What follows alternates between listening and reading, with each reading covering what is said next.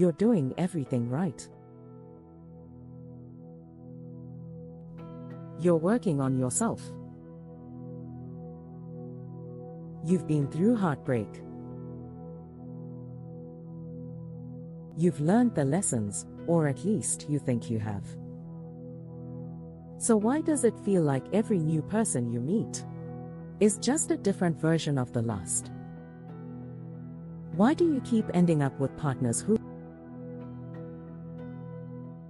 don't choose you back, can't meet you emotionally,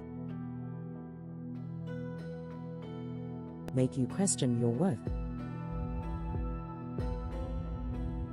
or only show up halfway? It's not a coincidence. It's not the apps. It's not because everyone sucks now. It's because you're unconsciously choosing what feels familiar, not what feels right. In this video, we're digging into the deep psychology of attraction. We'll break down 7 hidden reasons you keep attracting the wrong person, even when you think you're looking for the right one. These reasons are subtle. They hide beneath logic. But they shape who you fall for, who you chase, and who you accept far less than you deserve from. Let's pull back the curtain. Because once you see the truth, you can change everything. Reason number 1. You're attracted to what's familiar, not what's healthy. Your mind says, I want someone kind, secure, emotionally available. But your body, your nervous system, your subconscious, it craves what it knows. And what it knows might not be healthy. If you grew up around inconsistency, neglect, criticism, or emotional distance, you're going to feel magnetically drawn to people who make you chase, who give you just enough to keep you around, but never enough to make you feel safe. Why? Because it's not about what feels good, it's about what feels familiar. And in your brain, familiarity equals safety. So when someone shows up and responds, consistently communicates clearly, respects your emotions, it doesn't feel like love. It feels boring. Not because it is, but because your nervous system has wired chaos as love. This is how people get trapped in a cycle of wrong partners. You're not choosing who's good for you, you're choosing who fits your internal blueprint. Healing starts when you notice the difference between love and intensity. And learn to choose the former, even when it feels unfamiliar at first. Reason number 2. You confuse chemistry with compatibility. Ever met someone and thought, oh my god, the spark was instant, it felt electric, magnetic, like we've known each other forever? That feeling is intoxicating. But it's not always a sign you've met the one. Sometimes it's your trauma recognizing theirs. What we call chemistry is often a reenactment of past dynamics. It's not always a sign of alignment, it can be a sign of unhealed wounds colliding. That rush, that intensity, it often comes from unpredictability, emotional highs and lows, the thrill of being wanted, and then questioned. But real compatibility is different. It's not about butterflies. It's about ease, presence, peace, growth. You can have fireworks with someone who's completely wrong for you. And you can overlook someone right for you, because they don't light up your nervous system with anxiety. So ask yourself, are you chasing chemistry or choosing compatibility? Are you building love or reliving chaos? One will burn you out. The other will build you up. Reason number 3, your self-worth sets your standards. Let's be honest. You don't attract what you want. You attract what you believe you deserve. If deep down, you still carry the belief that I'm hard to love, I'm not enough, no one stays, then you're going to attract and accept people who reflect those beliefs back to you. That's not conscious, but it plays out in who you tolerate, who you chase, who you excuse over and over again. You overlook red flags because you fear being alone. You rationalize disrespect because you've never felt like a priority. You stay quiet because asking for more feels like asking for too much. But the truth is, the kind of love you accept is directly tied to the kind of love you think you're worthy of. So until you rewrite your self-worth, you'll keep choosing the same story with a different face. Healing means raising your standards to match your value,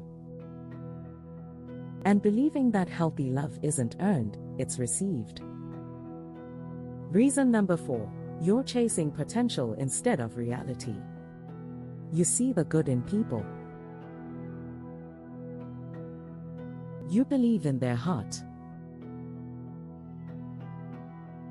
You see what they could be if only they healed, committed, grew. And that's beautiful.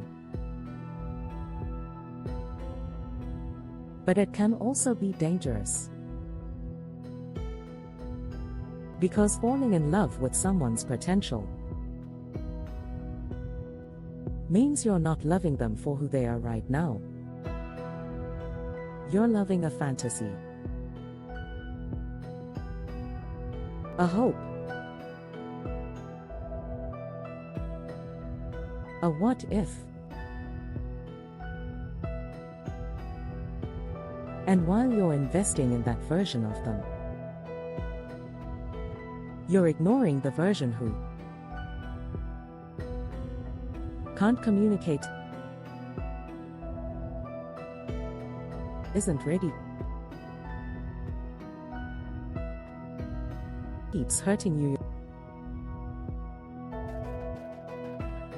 You're holding on to the idea that if you love them enough, they'll become what you need. But love doesn't transform someone who isn't ready to meet you halfway. And it's not your job to wait, fix, or earn their evolution. If you keep attracting the wrong person, ask yourself, Am I seeing them clearly, or seeing what I wish they were? Because love rooted in hope alone will leave you empty every time. Reason number 5. You're avoiding intimacy by choosing emotionally unavailable people. This is one of the hardest truths to face. Sometimes, the reason you keep ending up with people who don't love you back is because you're not ready to be fully loved either. It sounds backward, but it's real. Choosing emotionally unavailable partners is a clever form of self-protection. They'll never get close enough to see your deepest insecurities. You never have to be fully vulnerable. Stay in pursuit mode, which feels safer than receiving love. You get to feel the intensity of longing without risking the intimacy of being truly known. This dynamic allows you to keep your walls up, while blaming them for not climbing over them. But the moment someone shows up, available, open, emotionally present, you get anxious. You self-sabotage. You lose interest. Because real love demands exposure. And that kind of exposure requires a sense of internal safety you might not have built yet. So ask yourself,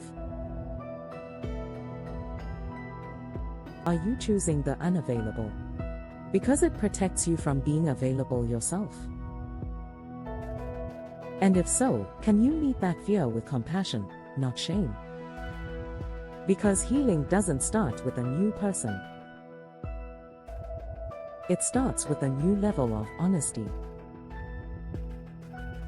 Reason number 6. You haven't grieved or healed from the last relationship. Sometimes you're not attracting the wrong person because of your type. You're attracting them because you're still bleeding. If your last relationship left you with betrayal, abandonment, confusion, emotional scars, and you haven't processed that pain, you'll carry it forward. Unhealed heartbreak turns into hypervigilance. You start seeing danger where there isn't any. You assume everyone will do what your ex did. You overcorrect, overthink, and overguard your heart. And in that guarded state, you can't recognize healthy love, because your nervous system is still stuck in survival mode. Worse, you attract others who are also operating from pain. People who confuse drama for passion. People who bond over wounds, not values. Healing from the past isn't about forgetting. It's about clearing space. So you're no longer choosing love from a place of fear. Until you face your grief, you'll keep repeating the story, just with new characters. Reason number 7. You're not actually sure what healthy love looks like. If no one ever modeled healthy love for you, if your parents' relationship was full of dysfunction, or cold distance, or power games, if your earliest romantic experiences were built on pain, then what does love even mean to you? Because if you've never seen love that's kind, respectful, honesty, emotionally safe. You won't know how to recognize it, even when it's in front of you. You'll mistake manipulation for intensity. You'll confuse control with care.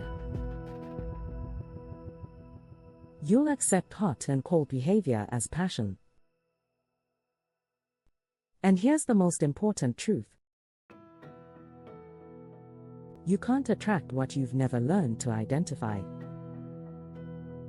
So part of your healing journey is education.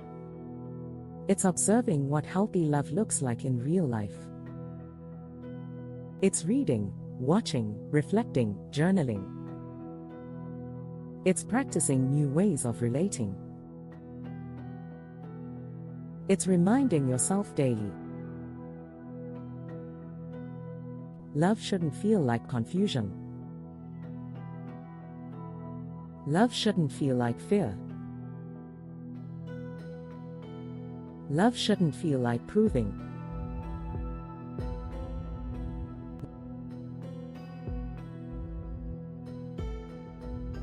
Love should feel like home.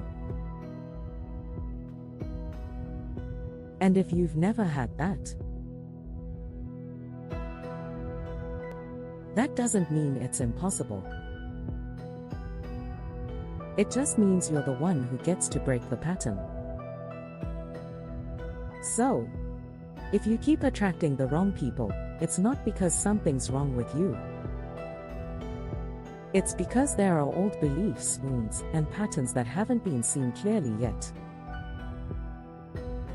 But the fact that you're watching this,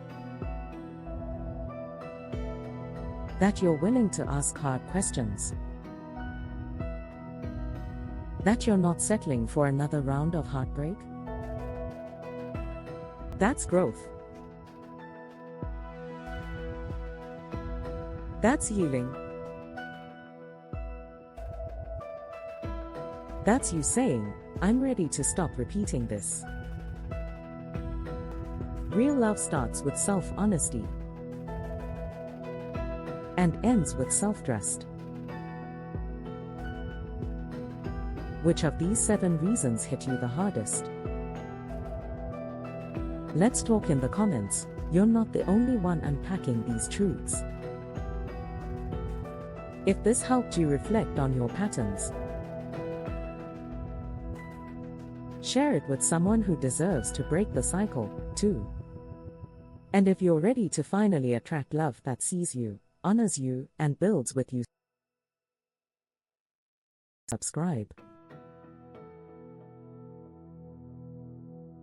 Because this journey, we're just getting started.